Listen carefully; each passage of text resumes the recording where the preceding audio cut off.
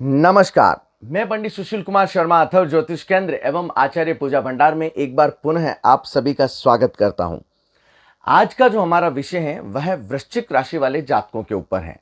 वर्ष 2023 मई का महीना वृश्चिक राशि वाले जातकों के लिए किस प्रकार से बीतेगा, आज इस विषय में चर्चा होगी। यदि अभी तक आपने अथर्व ज्योतिष केंद्र को सब्सक्राइब नहीं किया है तो आप उसे सब्सक्राइब अवश्य करें। इस चैनल के माध्यम के द्वारा आपको समय समय के ऊपर ज्योतिष से जुड़ी हुई जानकारियां उपलब्ध होती रहेगी। साथ ही साथ ज्योतिष के संबंधित बहुत ही आसान से उपाय आपको समाधान के स्वरूप दिए जाएंगे। यहां पर यदि ग्रहों की चलायमान स्थिति के बारे में बात की जाए तो वृश्चिक राशि में मास के प्रारंभ से ही शनि कुंभ राशिगत चतुर्थ भाव में चलायमान कहे गए हैं। साथ ही राहु, बृहस्पति, बुध और सूर्य मेष राशिगत होते हुए षष्ठम भाव में चलायमान है। शुक्र वृषभ राशि का भार्य भवन में चलायमान है। मंगल मिथुन राशि का अष्टम भाव में चलायमान है। चंद्रमा सिंह राशि का दशम भाव में चलायमान है और केतु तुला राशिगत 12वें भाव में चलायमान कहे गए हैं। यहां पर यदि वृश्चिक राशि वाले जातकों के बारे में बात की जाए तो ये जो महीना है जातक को मिश्रित परिणाम देने वाला कहा जा सकता है। इस समय अवधि में जातक को ईश्वर की कृपा से सभी कुछ चीजें, जैसे ये कह सकते हैं कि पारिवारिक शांति और व्यापारिक दृष्टिकोण से भी बहुत शुभ कारक समय कहा जा सकता है। यहां पर यदि जातक को फिर भी किसी ना किसी प्रकार की समस्या उत्पन्न हो रही हो तो वह क्या करें कि प्रत्येक मंगलवार और शनिवार को बालाजी महाराज के संध्याकालीन तेल का दीपक अवश्य करें, जिससे जातक के व्यापार के संबंधित जो भी समस्याएं चल रही हैं या पारिवारिक संबंधित कोई भी समस्या है तो वह भी ईश्वर की कृपा से जरूर दूर हो जाएगी। यहां पर यदि 1 से 7 मई के बारे में चर्चा की जाए वृश्चिक राशि वाले जातकों के बारे में तो एक का समय जिसे ये कह सकते हैं कि आत्मविश्वास बढ़ाने वाला समय कहा जा सकता है। महीने के प्रारंभ से ही जातक के कार्य करना, जिसे ये कह सकते हैं कि जिन कार्यों में काफी समय से रुकावट आ रही है वह कार्य धीरे धीरे जातक के बनने लग जाएंगे।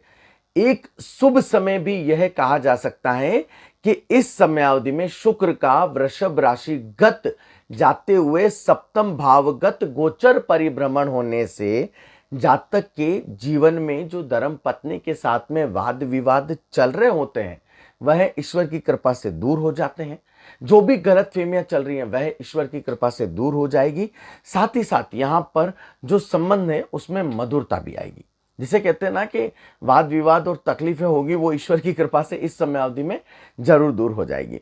2, 3 और 4 मई की यदि यहां पर चर्चा की जाए तो यह समय जातक के लिए काफी अच्छा कहा जा सकता है। इस समय अवधि में जातक पूरी तरीके से अपने कार्य के प्रति फोकस करेगा।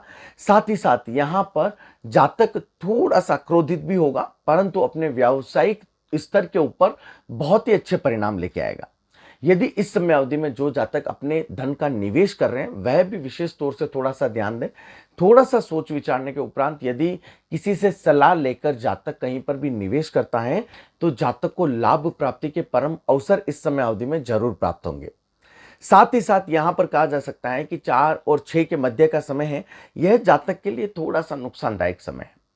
इस समय अवधि में विशेष तौर से यह कहा जा सकता है कि जातक यदि यात्राएं कर रहा है तो काफी सोच संभल कर करें।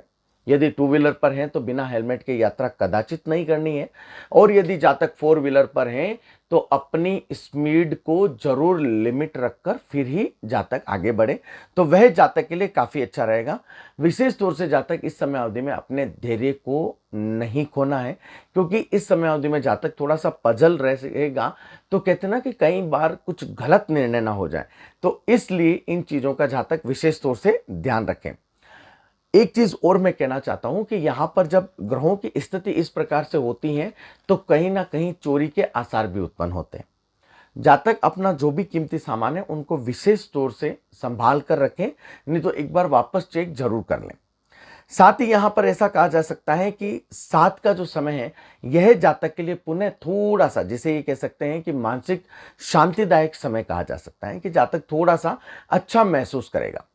यदि यहां पर द्वितीय सप्ताह की बात की जाए कि 8 से 15 मई का समय किस प्रकार का है तो 8, 9 और 10 का जो समय है यह जातक को पूरी रूप से मानसिक शांतिदायक समय कहा जा सकता है। जातक इस समय अवधि में पारिवारिक जिम्मेदारियों के साथ में अपने कार्यों को पूरी तरीके से निर्वाह भी करेगा। कहीं ना कहीं से जातक को शुभ समाचार की प्राप्ति हो सकती है, चाहे वह संतान के प्रति हो या चाहे कहीं ना कहीं व्यापारिक हो या फिर और भी कोई हो, लेकिन जातक को इस समय अवधि में शुभ समाचार की प्राप्ति ईश्वर की कृपा से जरूर हो सकती है। जातक यहाँ पर जो भी मन में विचार लेके आ रहा है कि मुझे कार्य करना चाहिए, नया कार्य प्रारंभ करना चाहिए, नहीं करना चाहिए, या फिर जो जातक अपनी नौकरी में संशय पैदा कर रहे हैं कि भैया नहीं जम रहा है, मुझे परिवर्तन करना चाहिए, तो इस समय अवधि में जातक स्टेप ले सकता है। जातक को काफी, जिसे ही कहते हैं ना कि ये समय मौके तराशने वाला है, तो जातक को यदि अवसर मिल रहा है तो जातक वहां पर जा सकता है। ईश्वर की कृपा से जातक को बहुत अच्छे परिणाम मिलेंगे। 11 और 12 का समय की यदि बात की जाए तो जातक इस समय अवधि में अपने कार्य को अच्छी तरीके से निर्वहन करेगा और साथ ही साथ एक योजनाबद्ध कार्य करेगा। इस समय अवधि में जातक के बारे में कहा जा सकता है कि जिस प्रकार से जातक मेहनत कर रहा है उतने जातक को परिणाम मिलेंगे। यदि घर पे बैठ गया कुछ नहीं होगा भैया, लेकिन यदि आप दौड़ भाग कर रहे हो तो घबराना नहीं है भैया, परिणाम भी पॉजिटिव ही आपको मिलेंगे। यहाँ पर एक चीज और भी है कि जो भी आपके ऊपर कर्ज चल रहा है या जो लेनदारी चल रही है वह भी इस समय अवधि में काफी कम होगी। 13-14 का समय पुनः थोड़ा सा गड़बड़ वाला समय कहा जा सकता है। इस समय अवधि में थोड़ा सा जातक का मन दुखी होगा। कहते हैं ना कि जिसके ऊपर सबसे ज्यादा विश्वास किया वो ऐसी कुछ बातें बोल देगा जिससे जातक अंदर ही अंदर घुटेगा। तो ये थोड़ा सा समय जातक के लिए ऐसा रहेगा। तो भावनात्मक तरीके से यार, भावनात्मकता के ऊपर नियंत्रण जितना रखेंगे उतना जातक के लिए काफी अच्छा रहेगा। यहाँ पर जातक के लिए एक चीज अच्छी है कि इस समय अवधि में जो नौकरी पेशा वर्ग में जो भी हैं जातक जातिकाएं, उनके लिए काफी अच्छा समय है कि यह जो भी उनके बड़े अधिकारी हैं उनके साथ में तालमेल बहुत अच्छा बैठेगा। कहते ना कि हाँ यार, बॉस के साथ में अच्छी बन रही है और हमारा अच्छा समय निकल रहा है। साथ ही 15 का समय काफी योग कारक है जातक के लिए। जो भी कार्य हैं वह जातक के पूर्ण जरूर होंगे।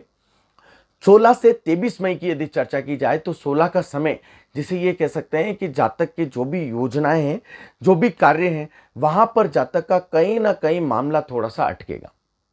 ठीक है ना। लेकिन एंड ऑफ द डे या एंड ऑफ द टाइम यहां पर ऐसा कहा जा सकता है कि मामलों में कहीं ना कहीं राहत के आसार भी मिलेंगे। यदि कोर्ट केस कचहरी भी चल रहा है तो वहां पर भी जातक को कहीं ना कहीं थोड़ा सा रिलीफ होने के आसार जरूर मिलेंगे। 17, 18, 19 के समय की यदि बात की जाए तो इस समय अवधि में जातक का खर्च अनावश्यक होगा, मन में दुविधाएं बनी रहेगी और इस समय अवधि में जातक का डिसीजन मेकिंग पावर काफी कमजोर होगा। यहां पर जातक के बारे में कहा जा सकता है कि सामाजिक कार्यक्रम में जातक पूरी तरीके से बढ़ चढ़कर हिस्सा लेगा।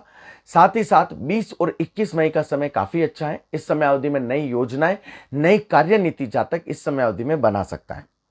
साथ ही साथ यहां पर जातक विशेष तौर से, जिसे ये कह सकते हैं कि यदि किसी वाहन या कोई प्रॉपर्टी खरीदना चाहता है तो जातक अच्छी तरीके से चुनने के बाद में ही निर्णय ले, वह जातक के लिए अच्छा रहेगा। लापरवाही नहीं बरतनी है। 22-23 का समय जातक के लिए अच्छा नहीं है। कई बार जिद में आकर गलत निर्णय जातक इस समय अवधि में ले लेगा तो उसके परिणाम जातक को काफी बुरे भुगतने पड़ सकते हैं। जोखिम के कार्यों से जातक को इस समय अवधि में दूरी बना के रखनी है कि भैया मुझे नहीं करना है। व्यर्थ में किसी भी से भी टकराव ना करें, वाद विवाद ना करें, अन्यथा बड़ी मुसीबत में फंस सकते हैं। तो इस चीज का विशेष तौर से ध्यान रखें। साथ ही साथ यहां पर खर्च होगा क्योंकि जातक इस समय अवधि में मन मर्जी के अनुसार कहीं ना कहीं घूमने या कहीं ना कहीं ऐसा इन्वेस्टमेंट हो जाएगा जो कोई काम का नहीं था। तो जातक थोड़ा सा सोच विचार के करें। और यदि धन ज्यादा खर्च हो रहा है, नियंत्रण नहीं हो रहा है, तो बालाजी महाराज की सेवा में लग जाए।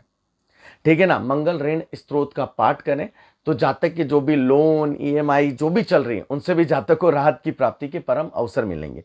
साथ ही साथ एक चीज और हो सकती है कि यदि जातक को कभी ऐसा लगता है कि मुझे एक्सीडेंटल का खतरा है, जातक को कभी ऐसा लगे कि अरे कोई ना कोई दुविधा चल रही है, मैं उबर नहीं पा रहा हूं, व्यापारिक संघर्ष चल रहा है, जातक कम से कम सप्ते में 3 बार बजरंग बाण का विधिवत पाठ करे तो उसके द्वारा भी जातक के ऊपर जो भी परेशानियां चल रही हैं वह ईश्वर की कृपा से जरूर दूर होगी। यहां पर यदि अंतिम सप्ताह की बात की जाए 24 से 31 मई के बारे में, तो 24, 25, 26 का समय जातक के लिए सरकारी विजय कारक समय कहा जाता है। इस समय अवधि में सरकार के जो भी लंबित कार्य हैं जातक के, वह ईश्वर की कृपा से पूर्ण होंगे। कहते ना कि मेरा एक काम साइन के लिए अटका हुआ है तो महाराज ये समय अच्छा है, इस समय अवधि में प्रयास कीजिए, आपका कार्य हो जाएगा। बहुत ही अच्छा समय है। व्यापार के संबंधित नई संभावनाएं इस समय अवधि में खुलेगी। साथ ही साथ नए विचार, नई मशीनरी के बारे में, नए लोगों के बारे में, नए लोगों को हायर करने के बारे में ये समय आपके लिए काफ़ी अच्छा है। घरेलू और पारिवारिक स्थिति आपके पक्ष में रहेगी। साथ में साथ यहाँ पर ऐसा कहा जा सकता है कि विद्यार्थी वर्ग के लिए ये समय काफ़ी अच्छा है। भैया मन लगाकर पढ़ाई करें, सफलता आपको 100% मिलेगी। 27, 28 और 29 का समय सम्मान सूचक समय कहा जा सकता है।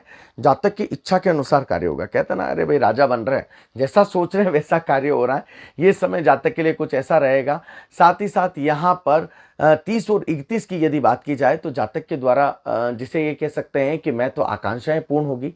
कोई नई गाड़ी घर में आ सकती है, कोई ऐसा मकान जातक खरीद सकता है जो काफ़ी समय से सोच रहे हैं उसको लेने के लिए। तो ऐसा समय जातक के पास में आ सकता है।